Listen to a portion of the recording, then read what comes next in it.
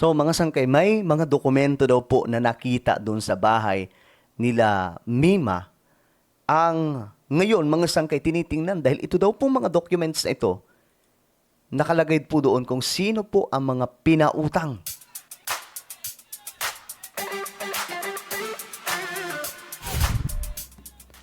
So, masyadong malalim po itong investigasyon ngayon kay Mima. At yung mga dumali sa kanya nga po mga sangkay, hawak na po ng mga lespo. Ngayon, yung mga pulis ay naghahanap po ng mas marami pang ebidensya para matukoy kung sino talaga yung mastermind. Kasi yung mga tumira, ando na hawak na nila. Ngayon mga sangkay, ito tingnan po natin kasi itong si Takeru, naglabas ng isang malaking impormasyon tungkol po dito sa kay Mima. Tungkol po ito sa mga pinautang daw po, nakita daw po sa bahay. Alright? Pag-usapan po natin. Anyway, bago tayo magpatuloy sa mga hindi pa po dyan nakakapag-subscribe sa ating YouTube channel, makikita nyo po yung subscribe button sa baba ng video na to. I-click nyo lamang po yung subscribe, i-click ang bell, at i-click nyo po yung all. Sa mga nanonood po sa Facebook, i-follow nyo po yung ating Facebook page. So, tingnan po natin ito mga sangkay. So kahapon, pinasok na po yung bahay ni Alicia. Okay. Pinasok na po yung bahay nila Mima at doon may mga nakitang mga malalaking impormasyon, mga sangkay, na ngayon lamang po natin malalaman, i-reveal po ni Takeru. Ito po yung kaibigan po nating napakabait, mga sangkay. Shoutout sa iyo, bossing. No? Okay, balikan na po natin. Ito. Kilala na po yung mga suspect Okay, kilala na daw po, mga sangkay. at papangalanan na po sila. Mhm. Ayan po yung nakuha nating info at ang malupit na info natin dito mga kababayan. Kahapon, ano dapat ko bang sabihin? Well, kasi pwede namang i-public na yan kasi both sides naman merong representative di ba? Kabilaan merong representative.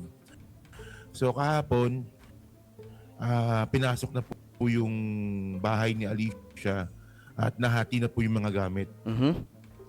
So meron po sila nakuha doon na posibleng mag-lead no na kung sino nga po yung mastermind no nang gumawa nga po nito. Kasi tingnan nyo merong gunman. Yung gunman nahuli na. Mhm. Ay nahuli niya. Oh, ngayon, mga sangkay. Hawak na po ng mga lispo Itong vlog na to, nakaraan mga sangkay, kung saan, kung papaano po pinag-aralan na ng mga pulis ang mga ganap doon sa bahay. No, tiningnan na po kung ano po yung mga pwede nila makita mga ebidensya. Yung gunman na identified na yung gunman. So ang kailangan nila dito ba identified kung sino yung nag-utos. Yun. Di ba? Sabihin mo na nagsalita na yung pulis Takeru. Nagsalita na ba yung pulis? Hindi pa naman. No, okay. Oh. Kahapon pa pala pinasok ko. Kahapon pa lang. Oh, yan. Oh. So, okay, no? So, bago tayo mag-start mga kababayan, no? Bago natin pag-usapan yan, no? Public service muna tayo, no? Okay. Dinala ko ito kay Senator Bato. Nung unang-unang umano sila. Alam niyo mga kababayan, sa ibang tao, isang tao lang. Oo, isang tao lang. Oo. 2.4 million plus meron pa. Plus meron pa. Oo. Related ba sa politics? Sinasabi ko na po sa inyo, hindi. Hindi daw po related sa politics. Legit po yun. Hindi po related sa politics. Kasi may mga nagtatanong kung related ba sa politics. Napag-uusapan nga po namin yan. Actually, nagkita-kita kami nakaraan, mga sangkay, nung gabi. Kahit kagabi, magkakasama po kami nung huling gabi ni Mima.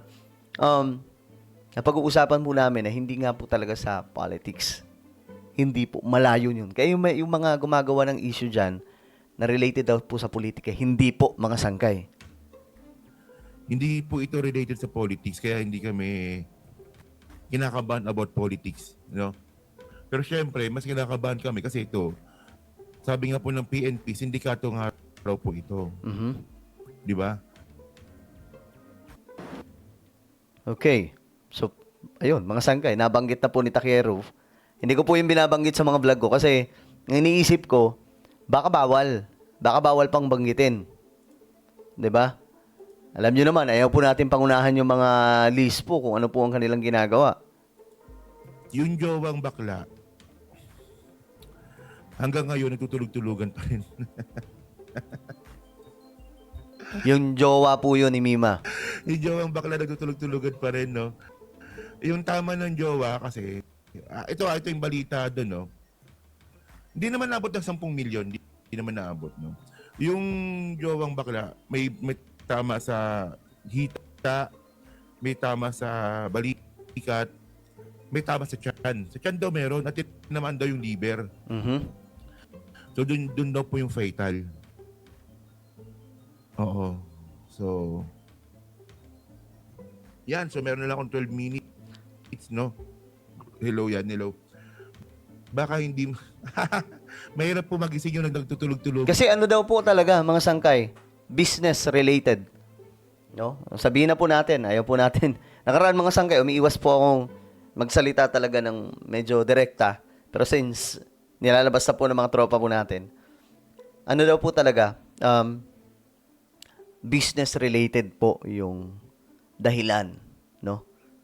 Kasi may mga pinasok daw po itong si Mima at may pinasok si Mima na business. Tapos may mga nangutang, mga sangkay, tapos nung marami na po yung utang, sinisingil, siguro, binantaan ni Mima na, sige, bablog ka namin. Yayariin ka namin, bablog ka namin kung di kayo magbabayad. Madami daw po mga sangkay. Parang pinag-aralan po talaga itong si Mima. Pinag-aralan daw po talaga ng husto para lang maano, kapag marami na silang nautang, syempre, nalimas na. Ay, di, yariin na lang nila para hindi na sila magbayad. Gan. Oo. Wala si Cheryl eh. Wala, hindi ako inintay dun eh. Kwento ko sana sa'yo. Nagpa-picture kay Boss Mike, di ba? Hindi man lang ako inintay dun. Kwento ko sana. Hindi. Alam nyo, no? Alam nyo yung una kong vlog? No, sinabihan ako na, ba't mo naman sinabi yung ganito? Ba't mo naman sinabi yung ganito? Eh wala na, lang naman burahin ko. Kapag binura ko, di masalong halatang merong ako nabanggit na hindi dapat banggitin. No, kaya pinabayaan ko lang yun. Yung una kong video na na sinasabi ko, oo. Nasabi ko yung mga dapat, nasabi ko yung mga bagay na hindi ko dapat sabihin. Alam niyo, kung ako lang, makati yung dila ko. Gusto ko sabihin sa inyo. Mhm. Yun nga lang, pagagalitan po ako. Yun nga mga sangkay, pigil po talaga. Pigil. Kahit po yung, di ba, nahuli na po ngayon. Mga sangkay nahuli na.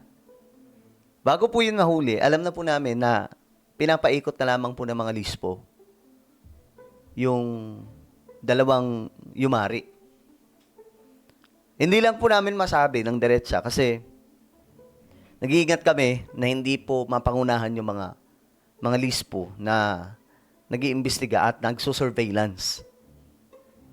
Kaya may mga bagay pa, actually may mga bagay pang i-reveal soon, no?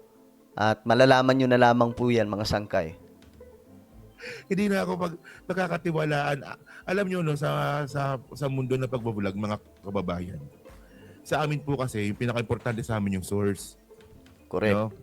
Kahit po sa mga vlog, no, meron po tayong kilalas na nagtatrabaho po sa loob ng gobyerno mismo na nagbibigay sa atin ng info. Oo. Yung iba, kapag sinabing info, tapon. Oo. Pero kung makukuha nyo yung point, mga kababayan, sa tingin ko, magigets nyo kung ano yung... Correct.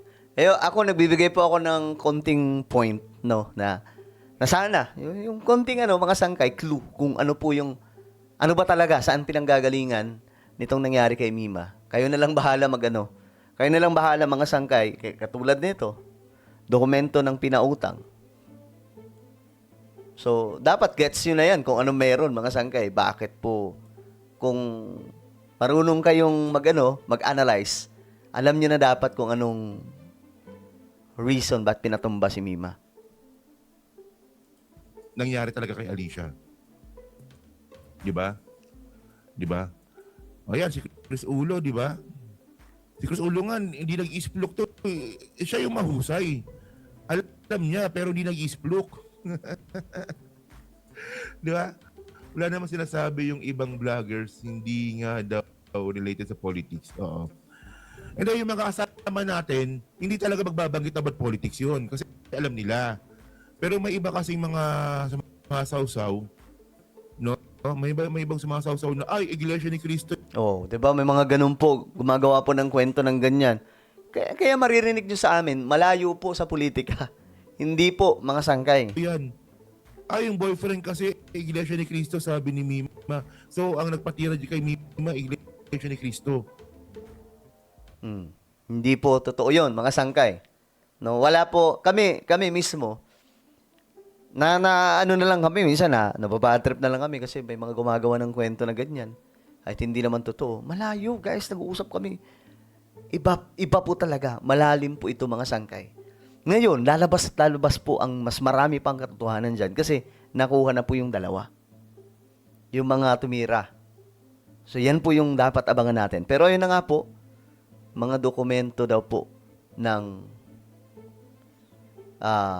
pinautang ni Mima, nakita, mga sangkay. So ngayon, alam nyo na yun kung anong pag-aaralan. Okay? Alam nyo na yun. Pambihira. Well, kaabang-abang po ito, mga sangkay, kasi mas marami pa pong revelasyon na susunod. Alright? Sundan nyo lamang po ang bawat vlog. Okay?